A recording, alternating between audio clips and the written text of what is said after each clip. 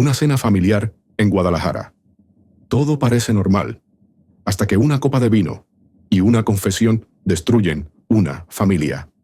Un secreto guardado con cinismo, una traición que arde y una madre que no va a quedarse callada. Esta historia no es solo sobre infidelidad, es sobre dignidad, justicia y el poder de una mujer que decide no ser víctima. Dicen que las familias felices se parecen, pero las rotas se destruyen cada una a su manera. Y la mía no fue la excepción. Aquel domingo por la noche, en nuestra casa de Guadalajara, se suponía que íbamos a celebrar la vida, reunirnos como antes, reírnos de anécdotas pasadas y hablar del futuro. Pero lo que se cocinaba en esa mesa no era solo lasaña, sino un desastre anunciado que yo, por alguna razón, me negaba a ver. Ricardo fue el primero en llegar. Siempre ha sido puntual, correcto. Un hijo que nunca me dio dolores de cabeza. Entró con su sonrisa tranquila y, como siempre, me dio un abrazo sincero. Detrás de él venía su esposa, Jimena. Caminaba como si el suelo le debiera algo. Su mirada recorrió la casa con una mezcla de fastidio y superioridad. Apenas me saludó y enseguida se puso a revisar su teléfono. Me contuve. No era la primera vez que lo hacía, pero tampoco era una falta tan grave. O eso quise creer. Minutos después, llegó Tomás, mi esposo. Traía consigo su eterno pretexto. El tráfico estaba insoportable. Lo miré sin decir nada. Lo conozco demasiado. Y esa forma de no sostenerme la mirada, de buscar dónde sentarse rápido, me recordó los días en que solía llegar tarde sin motivo claro. Laura, nuestra hija menor, se sentó a mi lado sin levantar la vista del celular. Aunque estaba allí, su cabeza parecía estar a kilómetros de distancia. Empecé a hacer preguntas genéricas. ¿Cómo va el trabajo? ¿Y la salud? ¿Cómo están tus suegros? Fingía interés en las respuestas, pero en realidad lo que buscaba eran grietas. Y las encontré. Los silencios entre palabra y palabra eran demasiado largos.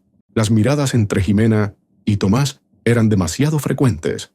Había una complicidad torpe, apenas disimulada, que me dio náuseas. La cena continuó, cada vez más incómoda.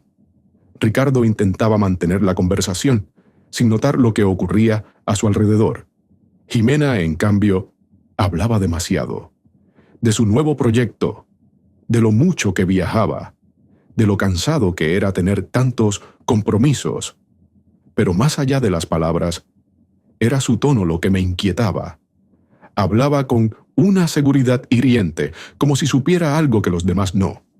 Tomás, por su parte, estaba raro. No era el mismo hombre reservado de siempre. Esta vez se veía inquieto. Su mano temblaba un poco al servirse vino, y en más de una ocasión noté que evitaba cruzar la mirada conmigo, como si tuviera miedo de lo que pudiera encontrar en mis ojos. Fue entonces cuando empecé a observar los detalles con más cuidado. Un leve roce de manos entre ellos al pasar el plato. Una sonrisa que no correspondía al chiste contado. Una carcajada exagerada por algo insignificante. Pequeñas pistas que, por separado, no decían nada, pero juntas contaban una historia completa. Y ahí estaba yo, sentada al frente de todos, tratando de contener una verdad que no podía comprobar, pero que ya ardía dentro de mí. Laura, perceptiva como siempre, me lanzó una mirada rápida. Fue suficiente. Ambas sabíamos que algo estaba mal. Algo muy mal. A mitad de la cena, decidí romper la tensión. Propuse un brindis. Por la familia, por seguir juntos, pese a todo, dije levantando la copa. Lo hice con la esperanza de que ese gesto trajera algo de cordura, de unión, aunque fuera falsa. Pero la respuesta fue una pausa larga, muy larga. Ricardo alzó su copa, pero sin emoción. Tomás ni siquiera me miró. Y Jimena. Jimena sonrió como si estuviera esperando ese momento toda la noche. En ese instante, supe que todo cambiaría. No por intuición, sino por certeza. Era la calma antes del huracán. Esa sonrisa de Jimena no era casualidad. Era un mensaje. Y yo, sin saberlo, acababa de darle la señal para iniciar su show. El reloj marcó las 8, en punto, y con cada campanada sentí que una parte de mí se iba apagando. La casa, nuestra casa, ya no era un hogar, era un escenario, y la tragedia estaba por comenzar. El silencio tras el brindis se sintió como una pausa tensa en una obra que estaba a punto de cambiar de tono. Nadie se atrevió a comentar nada. Yo dejé la copa sobre la mesa y fingí estar más interesada en servir ensalada que en observar las reacciones, pero por dentro, mi cabeza hervía. No eran suposiciones. Lo sabía. Lo sentía.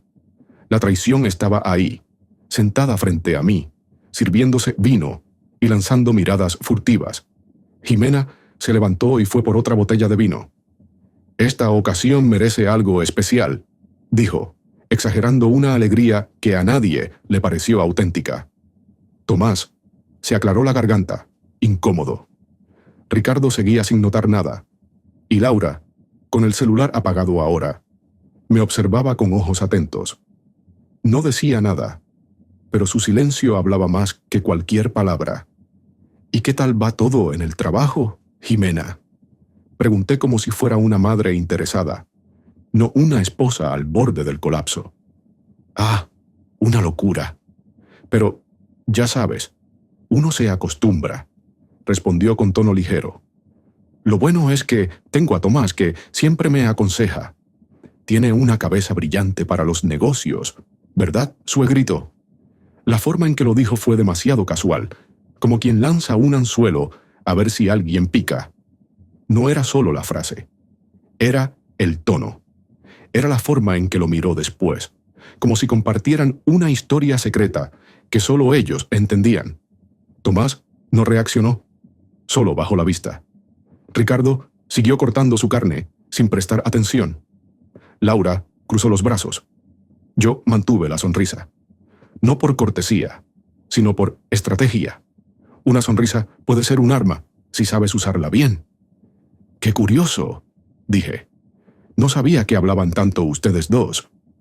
«Oh, claro que sí», dijo ella rápidamente. «Siempre me da buenos consejos. Más de una vez me ha sacado de apuros. ¿Verdad, Tomás?».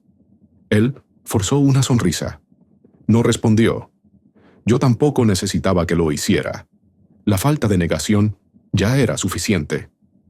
Los siguientes minutos fueron un desfile de frases ambiguas, de bromas internas, de comentarios disfrazados. Jimena tomó el control de la conversación con la soltura de quien se siente intocable. Hablaba de viajes pasados, de cenas de trabajo, de llamadas nocturnas, porque solo él sabe cómo tranquilizarme cuando estoy estresada.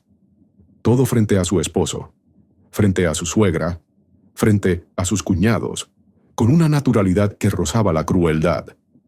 Laura no aguantó más. «¿Y tú, papá?», preguntó sin levantar la voz. «¿Estás bien?». Tomás tardó unos segundos en reaccionar.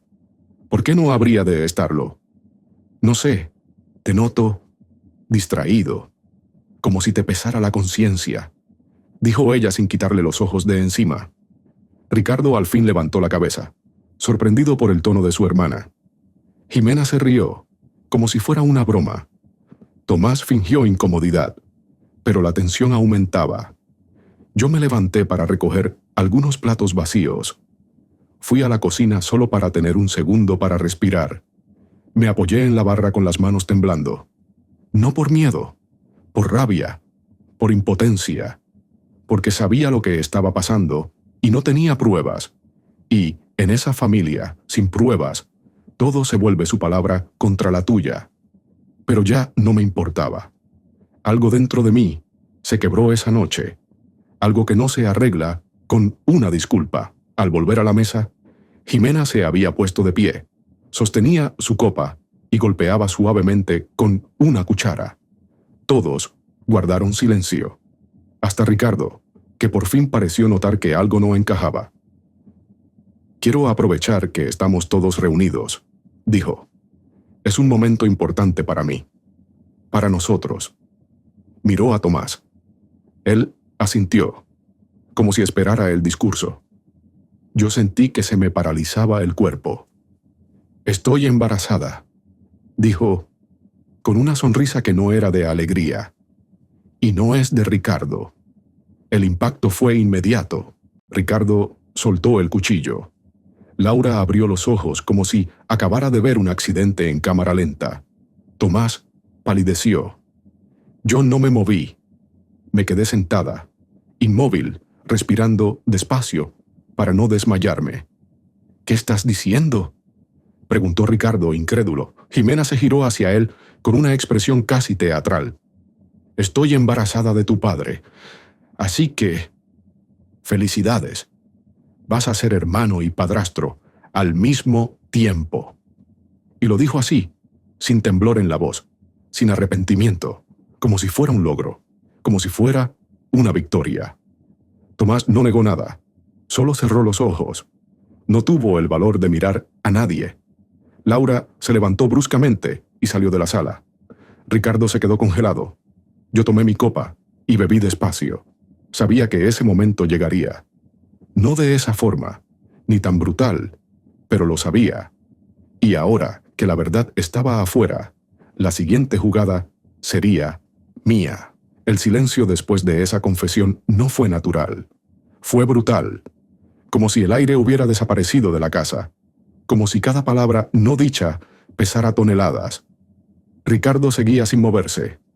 La copa aún temblaba en su mano. Laura no estaba. Se había ido apenas Jimena terminó de hablar. «Tomás». Simplemente bajó la cabeza.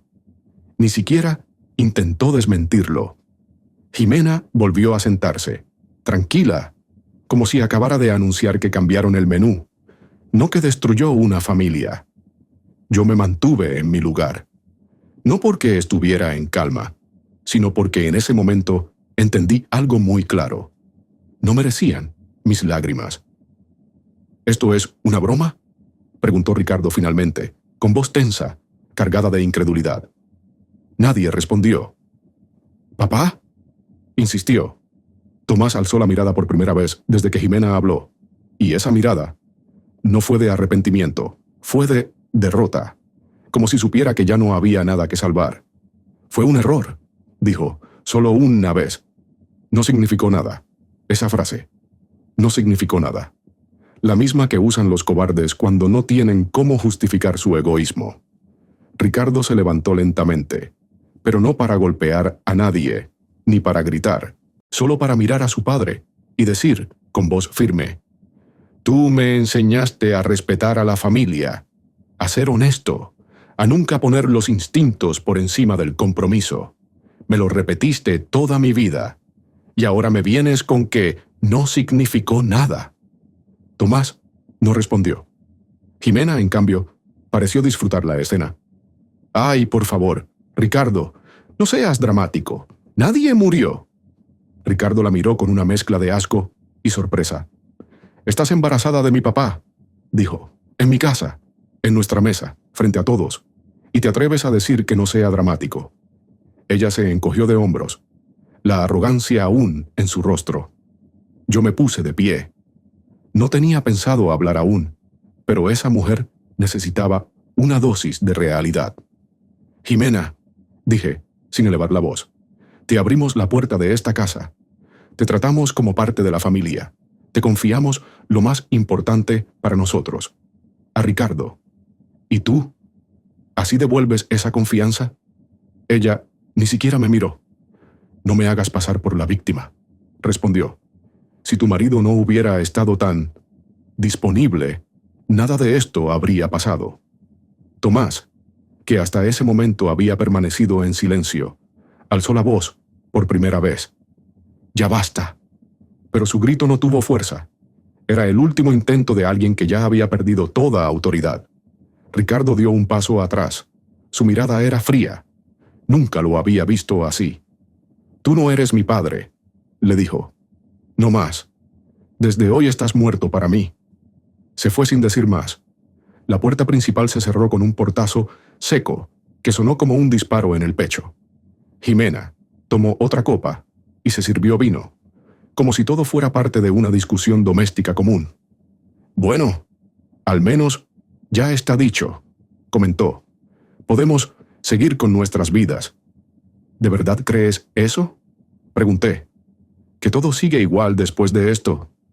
Ella me miró. Ahora sí. No con miedo, sino con esa sonrisa burlona que usó toda la noche.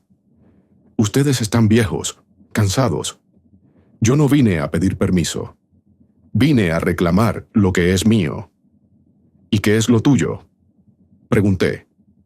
«Mi lugar en esta familia. Mi hijo será un Hernández, como debe ser». La rabia me golpeó el estómago. No por mí, ni siquiera por Ricardo, por mis nietos, por Laura, por todo lo que se había roto. «Ese niño», dije, «si es que realmente existe, no será criado en esta casa, y tú no eres ni serás parte de esta familia. Nunca». Tomás intentó intervenir. «Por favor, no digas cosas que no puedes. Tú todavía tienes derecho a hablar». Le corté.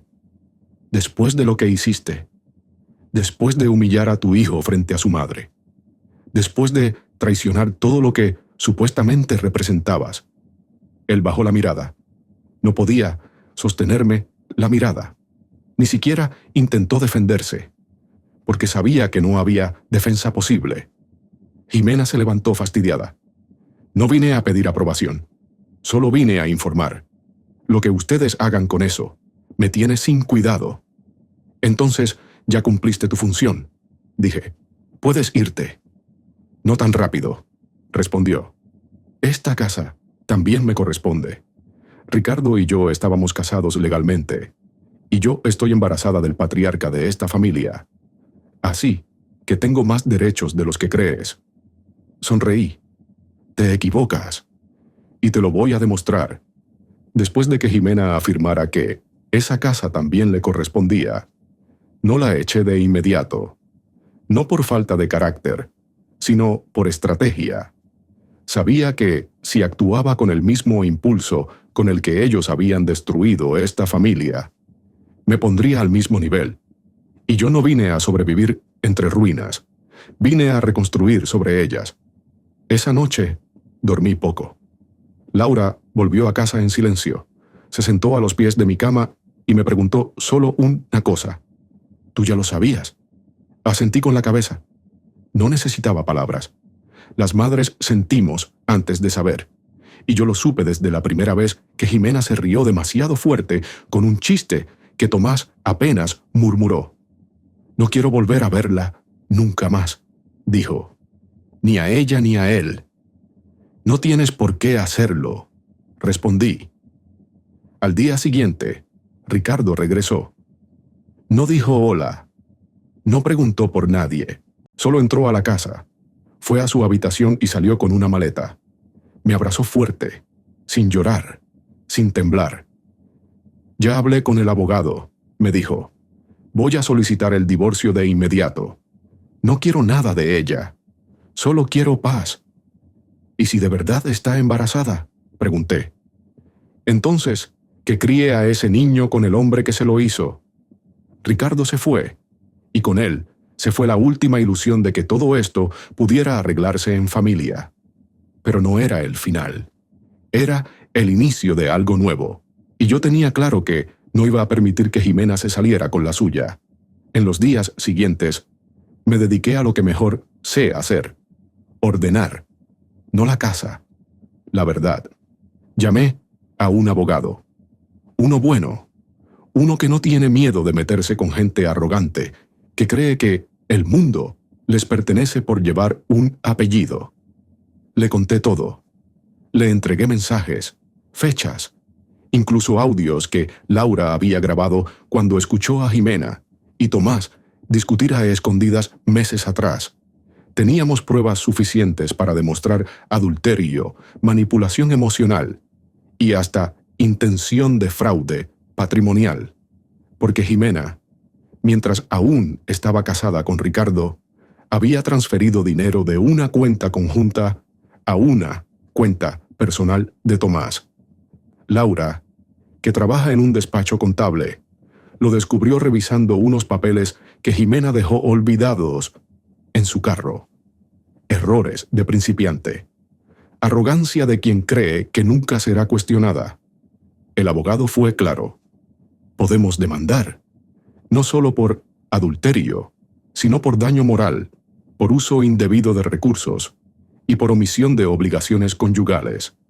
Jimena no solo perderá el apellido, podría enfrentar consecuencias civiles y, si insistimos, hasta penales. Tomás, al enterarse, intentó hablar conmigo. Apareció en la casa una tarde, como si todavía tuviera derecho de entrar.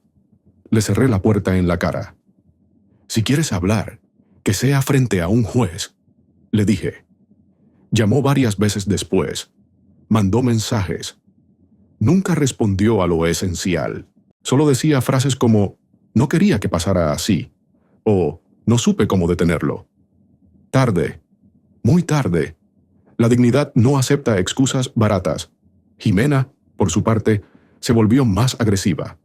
Me llamó una noche para llegar a un acuerdo. Me ofreció no reclamar parte de la casa si yo dejaba las cosas por la paz.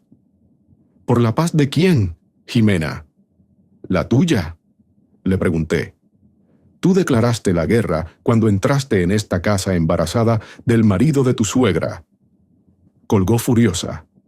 Al día siguiente recibí una carta de su abogado. Querían negociar, querían evitar un juicio mediático, querían silencio. Les ofrecí otra cosa, verdad pública. Hablé con mi hijo, con mi hija y con el abogado. Todos estuvimos de acuerdo. Esta historia no se iba a tapar bajo alfombras de falsas cortesías.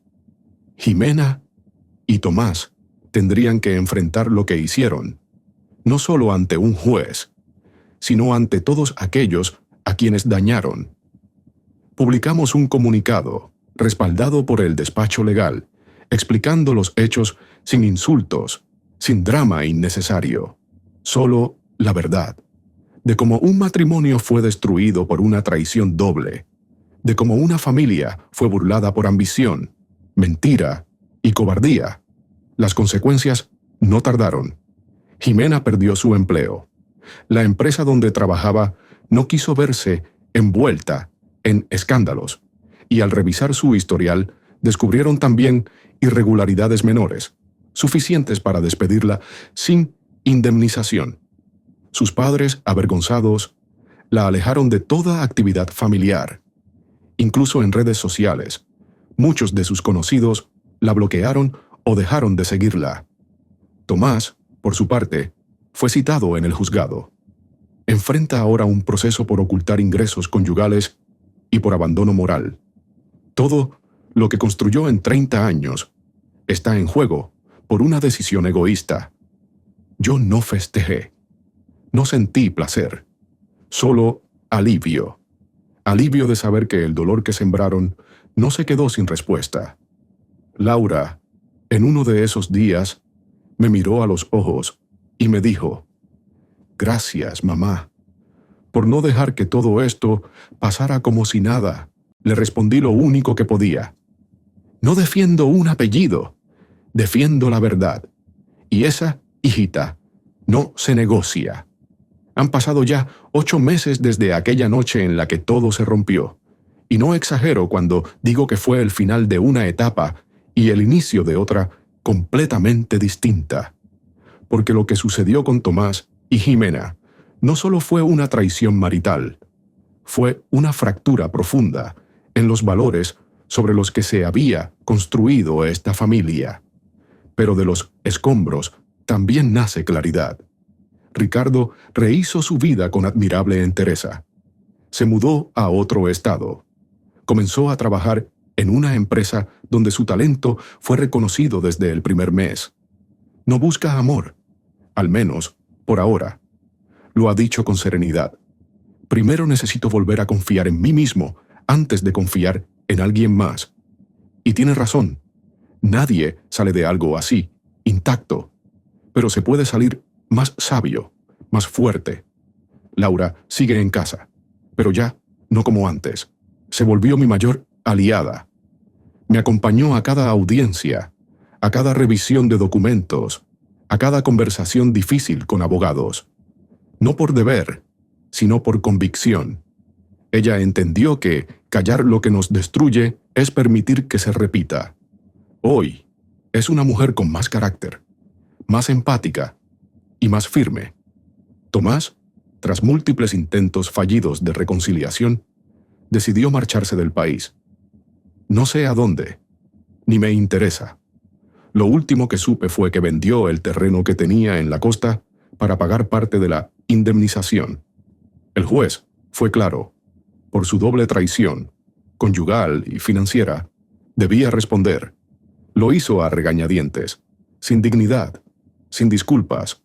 A su manera, se rindió. Jimena desapareció del mapa. Se retiró del proceso legal, alegando estrés emocional severo. Pero el abogado dejó claro que no puede volver a reclamar ni bienes ni apellido. Su embarazo, según supimos, fue real, pero no prosperó. No voy a celebrar una pérdida así. Jamás lo haría.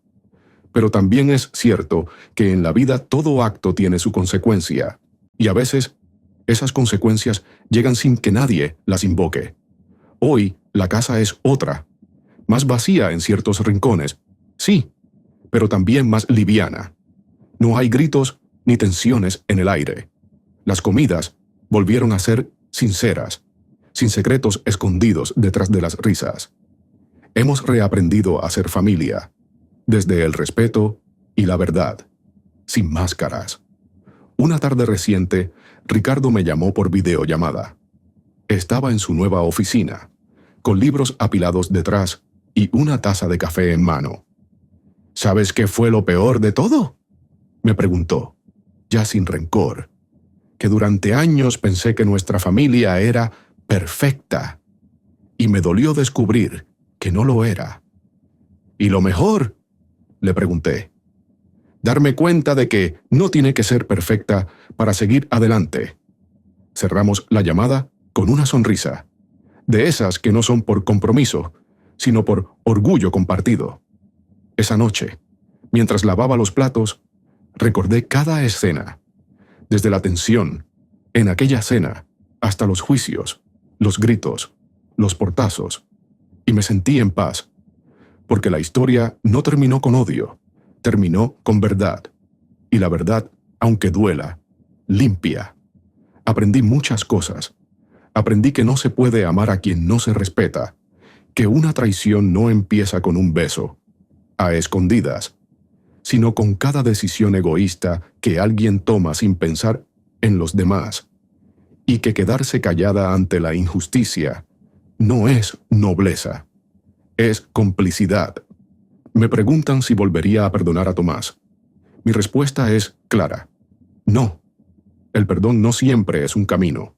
A veces es solo una forma elegante de seguir permitiendo lo imperdonable.